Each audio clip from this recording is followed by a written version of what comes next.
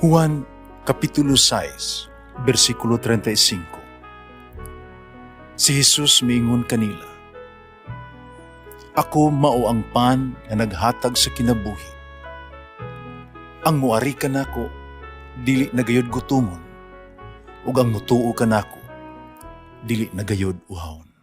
Ang mga puno Pan sa kinabuhi. maglikon unta sa mong pagtuo o gagaka kami sa pagtuman sa imong mahal nga kasuguan. Ang Ginoo manaa kaninyo. Santos Ebanghelyo sumala ni San Lucas. Humaniinig gipili sa Ginoo ang laing kapituag duha ka lalaki. Ipadala sila og tinagurha aron mag-una kaniya ngadto sa tasatag sa kalungsod sa dapit ngayang adtuan. Mingon siya kanila, ang anihon daghan, apan deutera ang mag-aani. Busa pag-ampo kamo sa tag-iya sa anihon, magpadala siyag dugang pang magmamumuo nga moani niini. Lakaw kamo, ipadala ko kaninyo, nasamang mga natin kaniro ngadto sa mga lubo. Ayaw pagdala og puntil ni sudlanan sa limos ni sandalyas. Ayaw ka mapaghunong, aron paghimamat ng bisan kinsa diha sa dalan. Bisan diing balaya, kamo moabot, unahan ninyo ang pag-ingon, ang panagdait maanaa ni ining balaya. Kung dito may nagpuyo nga may hugmaon sa pagigdait, ibilin kaniya ang inyong yukbo sa pagigdait. Kung wala, bakuya ang inyong yukbo sa pagigdait. Pabilin kamo ni adtong balaya. Ug kamo kaon ug inom sa ilang idalit kaninyo. Kaya ang mamumuo ang gayod nga suhulan.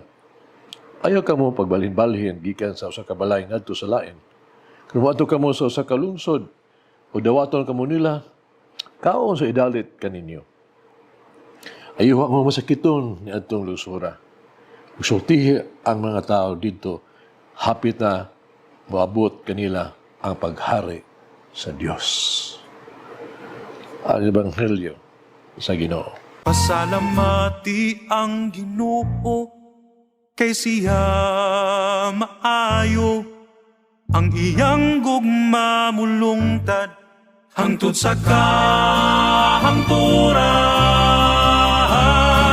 Pasalamati ang Diyos sa tanang mga Diyos, ang iyang gugma malungtaron. Pasalamati ang Ginoo sa mga Ginoo, ang iyang gugma balungtaron.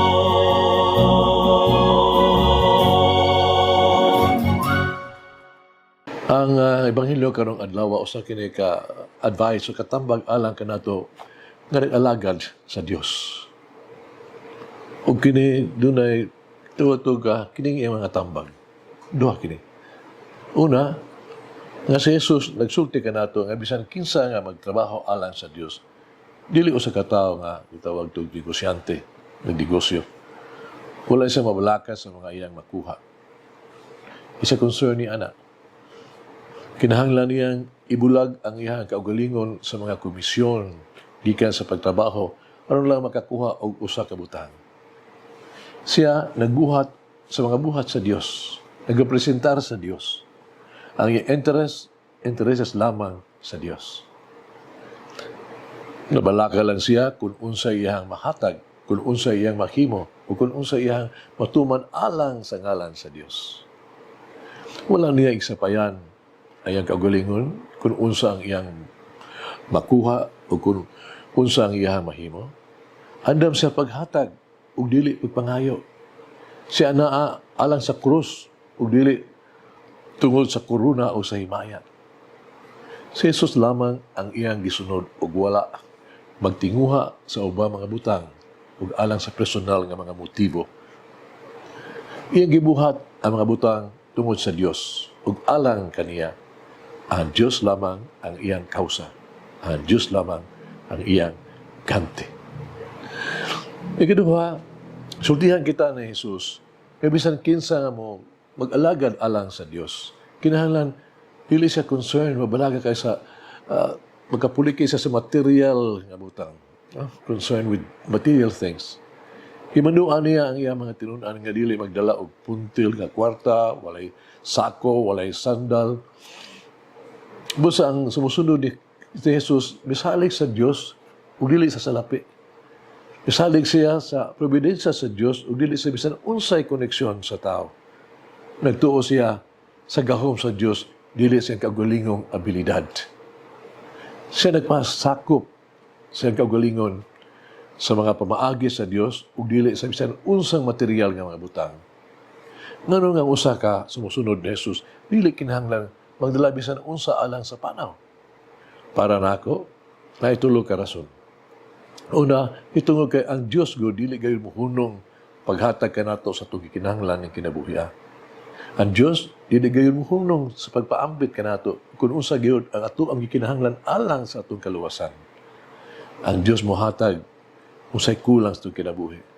Ang Diyos labaw pa sa tanan igo na alang kanato. Kiduha nga rason, kini usa ka tawag sa kinabuhi nga simple, yano. Busa ang kaluho o mga pribilehiyo kinahanglan dili makabuta kanato ug dili kita makita sa dalan paingon sa langit. Ang material nga butanggon kinahanglan nga dili makabalda kanato sa pagtuman sa tung tawag sa tuang pagsalig ngadto sa Dios. Ingatan o mga kaharuhay, mga ganti kinahanglan dili ikompromiso ang ato ang mga motibo sa pagserbisyo sa mga sakripisyo sa atong katawhan. Nag-alagad kita aron makadaginot.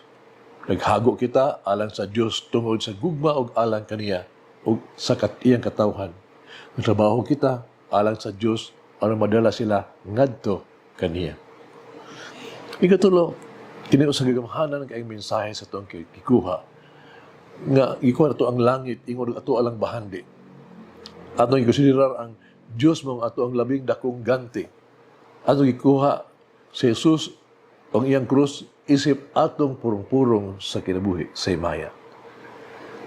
Ang dili pagdala bisan unsa alang sa panaw mao ato ang praktikal nga mensahe ang gusto natong maangkon ni ining kinabuhi mga buhat sa Dios. Ang gusto natong maangkon mao lamang ang langitnon nga pabor sa Dios. Ang gusto natong maangkon sa atong yutan o kinabuhi mao si Jesus ang iyang krus. Ang gusto natong ipaambit uban kang Jesus lang. Busa ang sumusunod ni Jesus di lamang magtrabaho magrepresentar kang Jesus. Iyang gibuhi si Jesus sa iyang pulong o mga buhat. Ang makita sa mga tao mao si Jesus na nagbuhat pinaagi kaniya. Tugilan nung kini sa nabasa to sa Talmudic legend.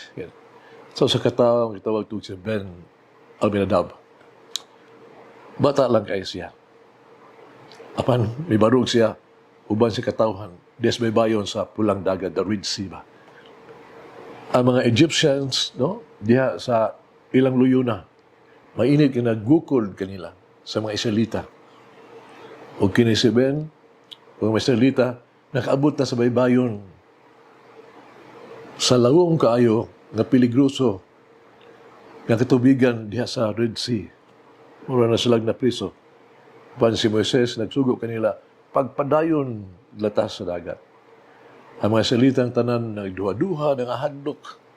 Pero sa kalit, kini si Ben, midagan paingon sa tubig. Ugon niya ang mga tubig sa pulang dagat na bahin, na abli. Hagits kinabuhi. Giyon sa nato, papakita pinagistong kinabuhi nga si Jesus mong ato ang bililhon, kabtangan, ato ang bugtong tinuol nga bahandi ning kinabuhi. Magampo kita. Mahal kong Ginoong Jesus, maluriyo ang manunubos. Ubas minulsulong nga kasing-kasing kapusanong kong mga muyo sa imuhang pasaylo. Dahil gayon nga ako tuyo ko ikaw sa pagbaliwala. Nahado ko kaayo sa pagtubag sa imong tawag. Isupak ko sa imuhang kabubuton. Isupak ko, ikaw o gilapas ko ang imuha mga sugo, pasilo ako. Kasala ko kanima. Iangko na ako, ang dayag ako ang makasaypanan ug mga tuwag-tug dili maing binuhatan. Umas pinusulong nga kasing-kasing, pisalig ako, sino mapasayloong gugma. Tawagon mo ako, tawaga ako pag-usab. Ipadala ako. Ikaw ang maghugas ako ang mga sala. Imo kong palingkuron para makabarog ko o para mapataas, mapadayon, mapasalamaton kaayo ko. I promise nga this time, matuluanon diyo ko. Mamalig-on ako o mabungahon alang kanimo o kanila o dilog ikaw pakyason. Amen. Mama Mary, for me as a spiritual friend to others. Malangin ang Diyos magagawang sa tanan, Amahan, Anak, Espiritu Santo. Amen. May the Lord of the divine mercy bless us all, heal us from all diseases and suffering. Ayun unta niya kita, tanang mga sakit na sa lawas o sa kalag, body and soul. In the name of the Father, the Son, and of the Holy Spirit. Jesus, I trust in you. Amen. Whoever eats the bread of life will never hunger, says the Lord. Kay galaan inyong nabati ang pagpaambit ug hamubong pamalandong sa pulong sa Dios pinaagi sa tulumanon. Pan sa kinabuhi nga gidumala ni Monsignor Daddy Selva. Hangtod na usab sa sunod higayon, daghang salamat.